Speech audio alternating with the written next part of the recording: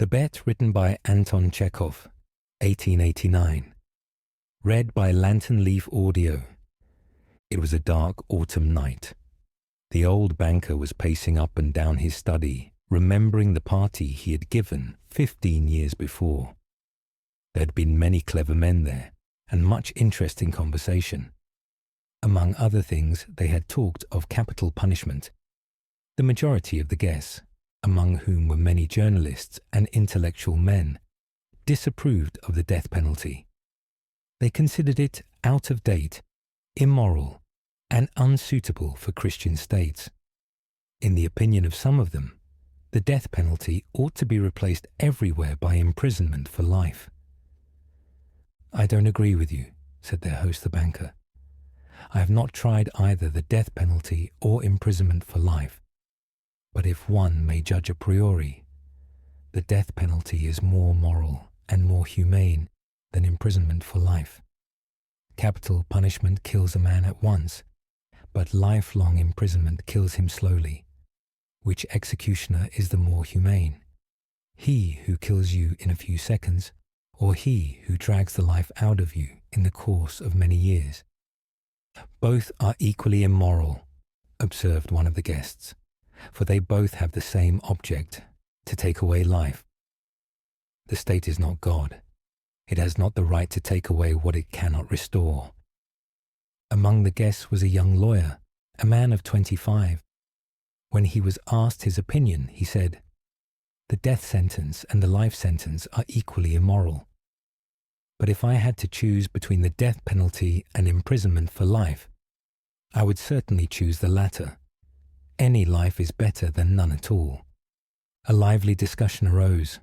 The banker, who was younger and more nervous in those days, suddenly lost his temper, banged his fist on the table, and shouted at the young man, "It's not true. I'll bet you 2 million you wouldn't stay in solitary confinement for 5 years. "If you mean that in earnest," replied the young lawyer, "I'll take the bet, but I would stay not 5, but 15 years. 15? "Done," cried the banker. "Gentlemen, I stake 2 million. "Agreed. You stake your millions and I stake my freedom," said the lawyer. And so the wild, senseless bet was made. The terms were, the lawyer was to spend 15 years in solitary confinement under the strictest supervision in one of the lodges in the banker's garden. He was to see no people, hear no voices, receive no letters or newspapers.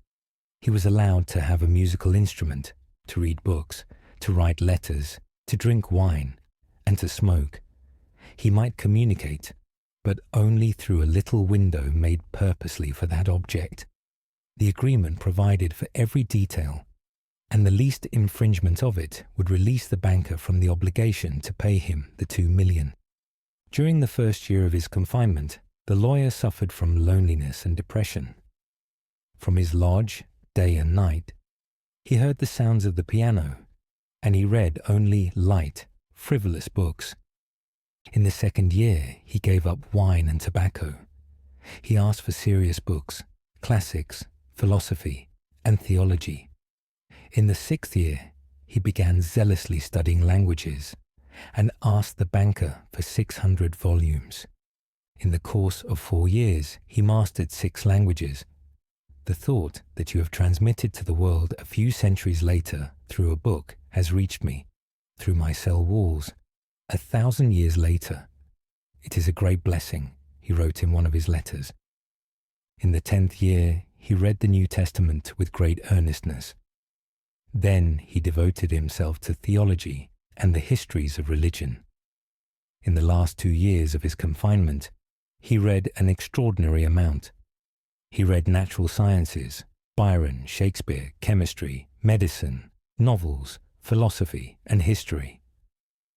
At the end of 15 years, the banker reflected, "Tomorrow at 12 o'clock he will regain his freedom.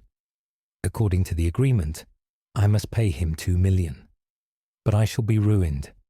I shall have nothing left." The old man was tormented. He hated himself for having made the bet. Why didn't the lawyer die, he thought. He's only 40 now. He will take my last penny. What is left for me then? Late that night, the banker, driven by despair, took a revolver and went into the lodge. Never before, not even once in 15 years, had he entered that lodge.